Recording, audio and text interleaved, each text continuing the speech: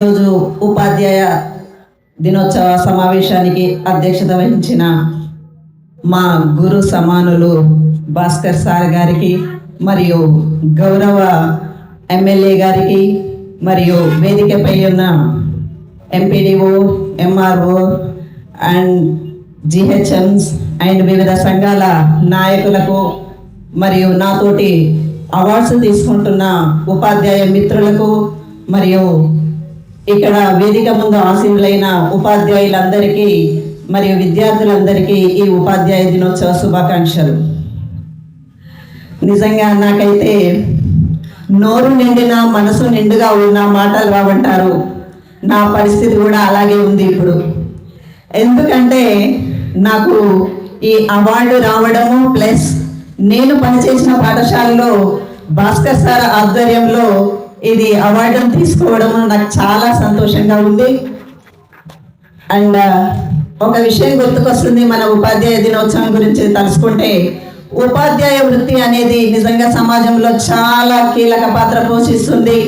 గురు బ్రహ్మ, గురు విష్ణు, గురుదేవు మహేశ్వర, గురు సాక్షాత్ పరబ్రహ్మ, తస్మై శ్రీ గురువే నమః అని మన పురాణాల్లో శ్లోకాలని వింటే మనకు ఒకసారి అర్థమవుతుంది. మన ఉపాధ్యాయుని భగవంతునితో, ఒక సృష్టికర్త బ్రహ్మతో ఎలానైతే పోల్చారో మన ఉపాధ్యాయ విధి కూడా అలాంటిదే. మనం ఈ సమాజాన్ని సృష్టించడానికి మనకు బాధ్యత ఉన్నది. మన సమాజాన్ని బాగు చేసే బాధ్యత మన భుజాలపైనే ఉన్నది, ఉపాధ్యాయులపైనే ఉన్నది. కాబట్టి మనము ఆ విధిని సక్రమంగా నిర్వహిస్తున్నాం కూడా.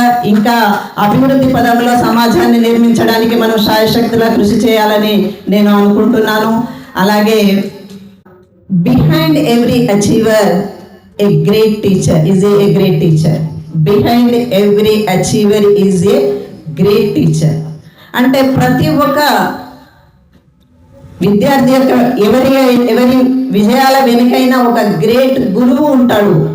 ఆ గురువు ప్రత్యక్షంగా కానీ పరోక్షంగా కానీ వాళ్ళకి ప్రధాన కారణం అవుతారు. ఫర్ ఎగ్జాంపుల్ మనం పురాణాలలో తీసుకున్నట్లయితే మనకి ద్రోణాచార్యుడు మన అర్జునునికి విలువిద్య నేర్పిస్తాడు. అతడు ప్రత్యక్షంగా తనకి దోహదపడతాడు. అదే ఏకలవ్యునికి కూడా అదే గురువు పరోక్షంగా కారకుడవుతాడు. అంటే ప్రతి ఒక్క విజయాల వెనుక గురువు ఉంటాడు.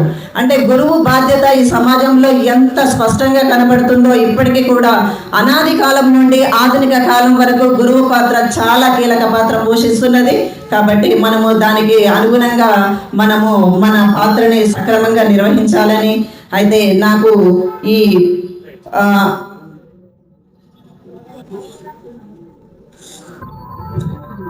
నేను ముఖ్యంగా 98లో నేను అపాయింట్మెంట్ అయ్యాను. ఇక్కడికి నేను 2009లో వలిగొండ మండలానికి వచ్చాను. అత్యధిక కాలము ఇక్కడే పనిచేశాను.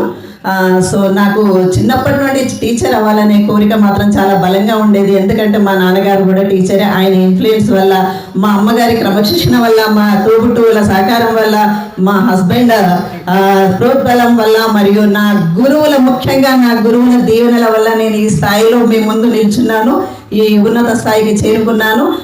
ఈ సందర్భంగా నా గురువులకు ధన్యవాదాలు తెలియజేస్తున్నాను. అలాగే ఈ అవకాశం ఇచ్చినందుకు ఇంకా మాట్లాడాలని ఉన్నది, కానీ ఈ అవకాశం ఇచ్చినందుకు మా అధ్యక్షుల వారికి ధన్యవాదాలు తెలియజేస్తూ, నేను ఇప్పటి వరకు పిల్లలకి మాత్రం నేను నా శాయశక్తిలా కృషి చేస్తున్నాను. పిల్లల బాగోగుల కొరకు నేను చాలా కష్టపడుతుంటాను. నాకు తెలిసిన విషయాలు, తెలియని విషయాలను కూడా తెలుసుకుంటూ నేను పిల్లల కొరకు అహర్నిశలు కృషి చేస్తుంటాను. నేను నా గురువుల వల్ల నేను ఈ స్థాయిలో ఉన్నాను. నా వల్ల కూడా నా శిష్యులు చాలామంది మంచి స్థాయిలో, కొంతమంది ఎన్ఆర్ఐలు ఉన్నారు, సాఫ్ట్వేర్లు ఉన్నారు, చాలామంది మంచి మంచి స్థాయిలో ఉన్నారు. దానికి నేను చాలా సంతోషపడుతున్నాను. ఈ అవకాశం ఇచ్చినందుకు నాకు ప్రతి ఒక్కరికి, వేదికపై ఉన్న ప్రతి ఒక్కరికి ధన్యవాదాలు తెలియజేస్తూ నా చిన్న ఉపన్యాసం ముగిస్తాను.